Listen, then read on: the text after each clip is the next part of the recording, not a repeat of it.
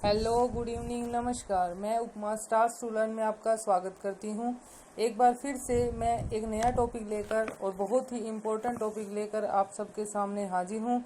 और कल भी मैंने एक बहुत ही इम्पोर्टेंट टॉपिक एग्ज़ाम के पॉइंट ऑफ व्यू से आपको करवाया था। उम्मीद है कि आपने देख लिया होगा। और आज जो मैं नया टॉपिक लेकर आई हूँ वह है ओजोन लेयर। यह जो ओजोन लेयर का टॉपिक है, एक बात क्लियर कर दें कि यह ओजोन लेयर का टॉपिक HSSC और SSSC मतलब कि कंपटीशन के जो भी एग्ज़ाम्स होते हैं सभी में इस टॉपिक में से क्वेश्चन आने के 100% चांसेस बनते हैं। तो इसलिए चलो चलते हैं सीधा टॉपिक पर। चलिए करते हैं स्टार्ट। ओजोन परत जो है इसे ओजोन O3 कहा जाता है। ओजोन परत का दूसरा नाम है O3। ओजोन परत यानी कि ओजोन लेयर जो है यह समतापमंडल में पाई जाती है। देखिए, पृथ्वी जहां हम रहते हैं, पृथ्वी से ऊपर होता है अक्षोभ मंडल और अक्षोभ मंडल से ऊपर होता है समतापमंडल। तो समतापमंडल के अंदर पाई जाती है ओजोन लेयर। और ओजोन लेयर की जो मोटाई है वह 20 से 30 किलोमीटर मापी जाती है। काफ़ी बुक्स में यह 50 किलोमीटर भी दी जाती है। तो देखिए, जो 50 किलोमीटर है यह ओजोन लेयर की हाईएस्ट रेंज है। तो जो इस ओजोन परत की मोटाई है वह 20 से 30 किलोमीटर के एरिया के अंदर आती है। तो जो बात आती है कि अब ओजोन परत जो है यह हमें किस से सुरक्षा देती है, हमें ओजोन परत का संरक्षण क्यों करना चाहिए। तो ओजोन परत जो है यह हमें सूर्य की पराबैंगनी किरणों से बचाती है। मतलब कि पराबैंगनी मतलब अल्ट्रावायलेट जो किरणें होती हैं यह ओजोन परत के द्वारा सूर्य से सीधा पृथ्वी पर नहीं आ सकती। इसे हमें काफ़ी रोग होने से बच जाते हैं। अब बात ये आती है कि जो अल्ट्रावायलेट है यह कौन सी अल्ट्रावायलेट ज़्यादा खतरनाक है। तो जो सूर्य की अल्ट्रावायलेट किरणें हैं, अल्ट्रावायलेट रेंज है, यह B और C दोनों से ओजोन परत हमें सुरक्षा देती है। और अगर दोनों में से बात की जाए कि अल्ट्रावायलेट B और C में से सबसे खतरनाक कौन है, तो अल्ट्रावायलेट C जो है यह सबसे खतरनाक है। आगे चलते हैं। ओजोन परत संरक्षण संबंधी प्रोटोकॉल। तो देखिए, ओजोन परत के संबंध में हमें पता लगा था कि ओजोन लेयर है और यहाँ पे ओजोन लेयर का अक्षरण हो रहा है, ओजोन लेयर को नुकसान पहुंचा रहा है। तो वह हमें पता लगा था 1985 में।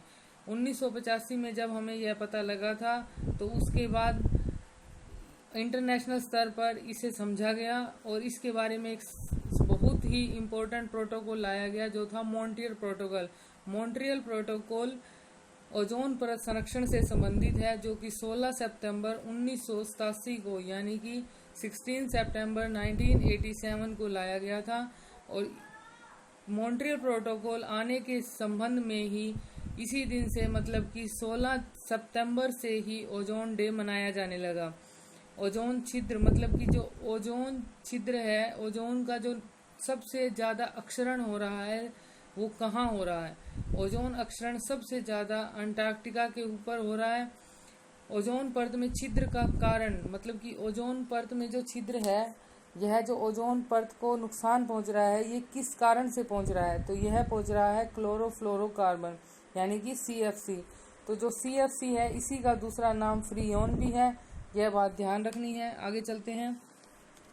पराबैंगनी किरणों से होने वाले रोग मतलब कि यह जो सूर्य से निकलने वाली अल्ट्रावायलेट रेंज होती है, अल्ट्रावायलेट रे होती हैं ये, जिससे हमें ओजोन लेयर सुरक्षा देती है। अगर यह ना हो तो क्या होगा। तो इस पराबैंगनी किरणों से होने वाले रोग हैं त्वचा का कैंसर, जीन उत्परिवर्तन का मतलब होता है जीन्स में बदलाव हो जाना। और तीसरा है मोतियाबिंद, यह आँख से संबंधित रोग है। ओजोन छिद्र की खोज मतलब कि जो ओजोन छिद्र है जहाँ पर ओजोन का अक्षरण हो रहा है यह कब किया गया था। तो इसके बारे में हमने पहले ही बात की है कि ओजोन छिद्र की खोज ब्रिटिश टीम द्वारा 1985 में की गई थी। अब आइए बात करते हैं कि ओजोन परत की जो मोटाई है इसे मापने का काम किस इकाई से किया जाता है। तो जो ओजोन लेयर है इसकी इकाई, इसे मापने की इकाई है डोप्सन। जैसे ध्वनि की तीव्रता मापी जाती है वैसे ही इसके ओजोन परत की मोटाई मापने की इकाई है डोप्सन। अब बात ये आती है कि जो CFC ओजोन लेयर को नुकसान पहुंचाती है यह निकलती कहाँ से है। कहाँ से आती है यह? तो ओजोन लेयर को नुकसान पहुंचाने वाली, ओजोन लेयर का अक्षरण करने वाली CFC पाई जाती है हमारे AC में, हमारे रेफ्रिजरेटर में, जो कि ओजोन लेयर को बहुत ज़्यादा नुकसान देती है। आइए अब कुछ क्वेश्चन करते हैं जो कि अक्सर एग्जाम में देखे गए हैं। जो ओजोन लेयर है, इस अक्षरण से संबंधित समस्या से निपटने के लिए कुछ महत्वपूर्ण सम्मेलन रखे गए थे और इन्हीं में से यह सम्मेलन है। काफ़ी बार क्वेश्चन आ जाता है कि इनमें से कौन सा सम्मेलन ओजोन अक्षरण की समस्या से निपटने के लिए संबंधित नहीं है, या कौन सा सम्मेलन ओजोन लेयर की अक्षरण की समस्या से निपटने से संबंधित है। तो इसका पता हम इन चारों में से करेंगे, क्योंकि ये जो चारों प्रोटोकॉल हैं ये ओजोन लेयर से संबंधित हैं। तो सबसे पहला जो सम्मेलन है वह है वियना सम्मेलन, जो कि 1985 में हुआ था।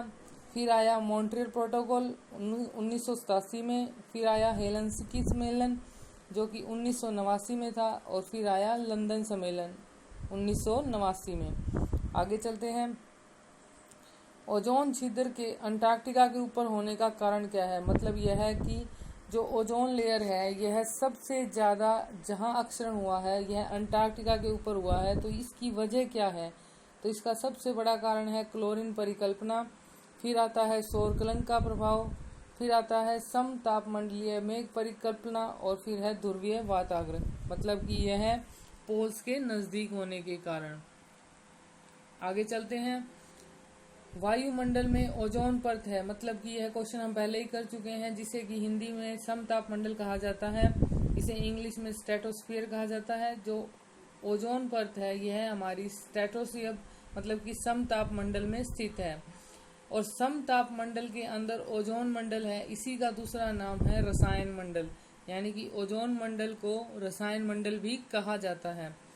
ओजोन परत पृथ्वी से ऊंचाई पर है, मतलब कि जब ओजोन परत की प्रारंभ होता है वह है 20 किलोमीटर का एरिया, और वहाँ से हम इसकी हाईएस्ट रेंज मापते हैं 50 किलोमीटर तक।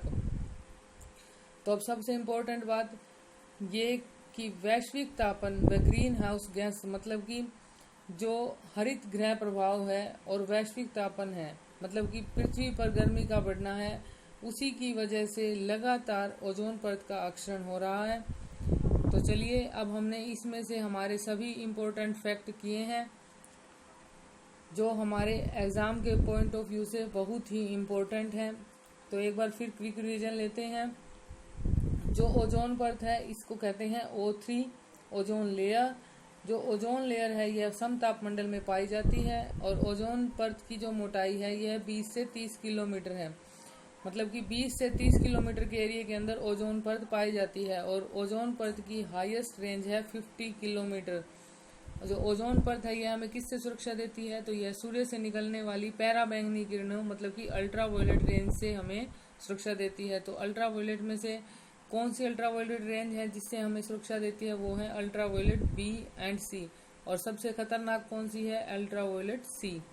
तो आगे क्वेश्चन हम करते हैं कि ओजोन परत संरक्षण संबंधी प्रोटोकॉल, मतलब कि ओजोन परत के सुरक्षा से संबंधित जो प्रोटोकॉल लाया गया था वो था 16 सितंबर 1987 को मॉन्ट्रियल प्रोटोकॉल, और इसी दिन के कारण 16 सितंबर को ओजोन डे मनाया जाने लगा। तो आगे हम करते हैं। जो ओजोन छिद्र है यह सबसे पहले कहाँ पाया गया था? ओजोन छिद्र की खोज कहाँ हुई थी? तो ओजोन जो छिद्र है वो अंटार्कटिका के ऊपर पाया गया है, और इसकी खोज की थी ब्रिटिश टीम के द्वारा 1985 में। ओजोन परत में छिद्र का कारण हमने किया है कि CFC मतलब कि क्लोरोफ्लोरोकार्बन, और CFC का दूसरा नाम है फ्रीओन। क्या नाम है दूसरा? फ्रीओन। आगे करते हैं। पैराबैंगनी किरणों से होने वाले त्वचा के रोग, मतलब कि जो सूर्य से अल्ट्रावायलेट रेंज निकलती है उसे हमने पढ़ा कि जो अल्ट्रावायलेट रेंज है उनसे हमें त्वचा का कैंसर होने का खतरा है। जीन उत्परिवर्तन मतलब कि जीन में बदलाव आ जाता है और आंखों के संबंधित रोग हो जाते हैं। आगे चलते हैं कि ओजोन परत को जो मापने की इकाई है वो है डोप्सन, और CFC पाई कहाँ जाती है? AC और रेफ्रिजरेटर में। ओजोन अक्षरण की समस्या से निपटने के लिए जो महत्वपूर्ण सम्मेलन किए गए थे वो है वियना सम्मेलन 1985 में, मॉन्ट्रियल प्रोटोकॉल 1987 में, हेलसिंकी सम्मेलन 1989 में और लंदन सम्मेलन 1989 में। ओजोन छिद्र के अंटार्कटिका के ऊपर होने का कारण क्या है? मतलब कि जो ओजोन छिद्र है यह अंटार्कटिका के ऊपर ही क्यों हुआ, इसकी मेन कारण थे क्लोरीन की परिकल्पना, सौर कलंक का प्रभाव, समतापमंडलीय मेघ परिकल्पना और ध्रुवीय वाताग्र।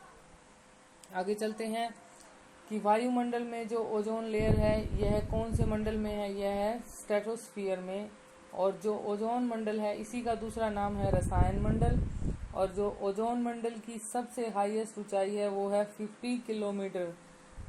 और इसका मेन कारण है ओजोन लेयर के अक्षरण का सबसे मुख्य कारण है वैश्विक तापन व ग्रीन हाउस गैसों के लगातार उत्सर्जन से होने वाला अक्षरण। तो चलिए, आज हमने हमारा बहुत ही इम्पोर्टेंट टॉपिक जो कि एग्ज़ाम के पॉइंट ऑफ व्यू से बहुत ही इम्पोर्टेंट था वो किया। उम्मीद है कि आपको अच्छे से समझ में आया होगा।